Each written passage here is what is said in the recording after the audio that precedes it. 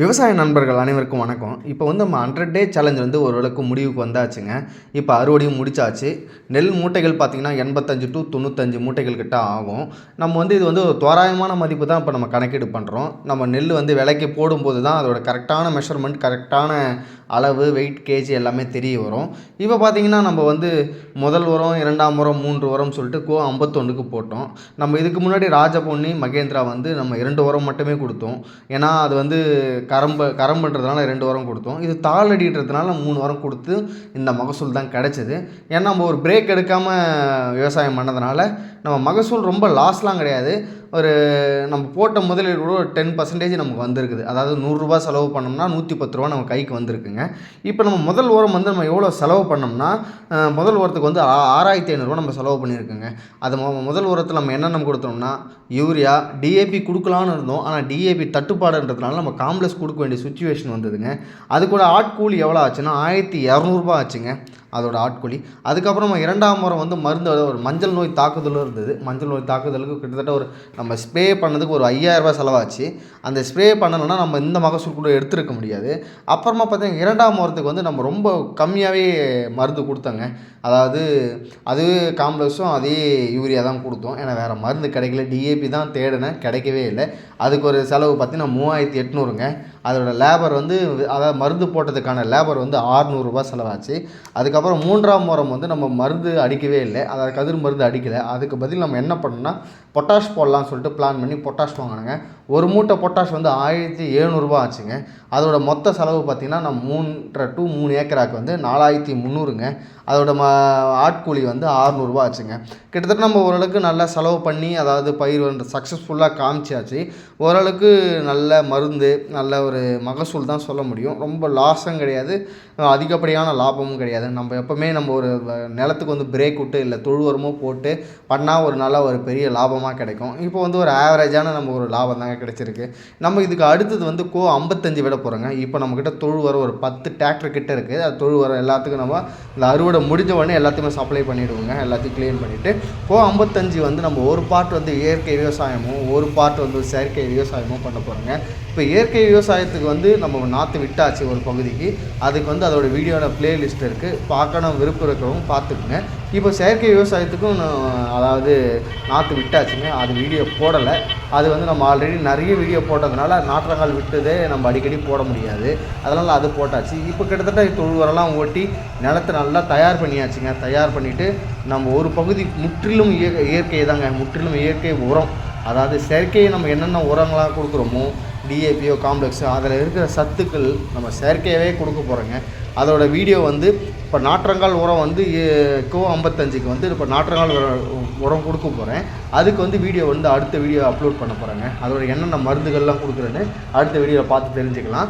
இப்போ பார்த்திங்கன்னா ஓரளவுக்கு நம்ம லாபம் வந்தாலும் சரி வரலாலும் சரி, இயற்கை விவசாயம் முற்றிலும் லாபகரமாக இருக்காதுங்க. ஏன்னா நம்மளோட ஓன் யூஸ்க்கு வேணால் யூஸ் பண்ணிக்கலாம். ஒரு ப்ராஃபிட் பேஸ்டு போகும்போது இயற்கை விவசாயம் முற்றிலுமாக லாப நோக்கில் இருக்காது. அதாவது ரூ. 10 போட்டால் ரூ. 11 தான் வரும். நம்ம செயற்கை உரம் யூஸ் பண்ணால் தான் அந்த ரூ. 10 போட்டால் ரூ. 15 வர சூழ்நிலை இப்போதைக்கு இருக்குது. இப்போ பார்த்திங்கன்னா அறுவடைக்கு முன்னாடி நல்லா அதாவது இந்த வெயிலுக்கு நல்லா காஞ்சி எல்லாமே தயார் பண்ணியாச்சுங்க. எப்படி சொல்கிறதுன்னா, நம்ம காய வைக்க வேண்டிய அவசியம் கிடையாது. நெல் கதிர் அதாவது நல்ல வெயிலில் காஞ்சு அதுவே நல்ல பால் முற்றி நல்ல தரமாக இருக்குது நெல். ஒவ்வொரு டேங்க்கும் ஃபுல்லாக தான் நாங்கள் டிராக்டரில் கொட்டிகிட்ருக்கோம். இப்போ அடுத்து பார்த்திங்கன்னா இதே இடத்துல தான் நம்ம கோ 55 செயற்கை உரமாக பண்ண போகிறோம். இயற்கை உரமாக கரம்பாக இருக்குதுங்க. அது அதாவது முன்போக நம்ம விவசாயமே பண்ணலை. அதில் தான் நம்ம இயற்கை விவசாயம் பண்ண முடியும். இப்போ தாளடியில் நட்டோம்னா செயற்கை விவசாயம் பண்ணலாம், இயற்கை விவசாயம் பண்ணவே முடியாது. ஏன்னா சுத்தமாக வரவே வராது. தாளுக்கு கண்டிப்பாக நம்ம அடி உரம் கொடுத்தே ஆகணும். அடி உரம் கொடுக்கலன்னா சுத்தமாக வரவே வராது. இப்போ பார்த்திங்கன்னா சில விஷயங்கள் நம்ம தெரிஞ்சு பண்ணோம், தெரியாமல் பண்ணியிருப்போம்.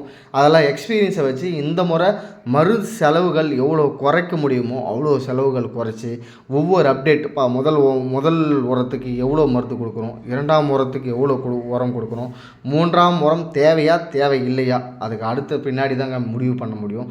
இப்போ அரப்பு இப்போ அறுத்து முடிச்சாச்சு. கிட்டத்தட்ட ஒரு 4.5 மணி நேரம் அறுப்பு மட்டும் ஓடி இருக்குங்க. டிராக்டருக்கு வந்து கிட்டத்தட்ட ஒரு 10 டிராக்டர் கிட்ட கொட்டியிருக்காங்க. அதாவது 2 டேங்க்கு கொட்டியிருக்காங்க, சிலது 2 டேங்க்கு கொட்டியிருக்காங்க.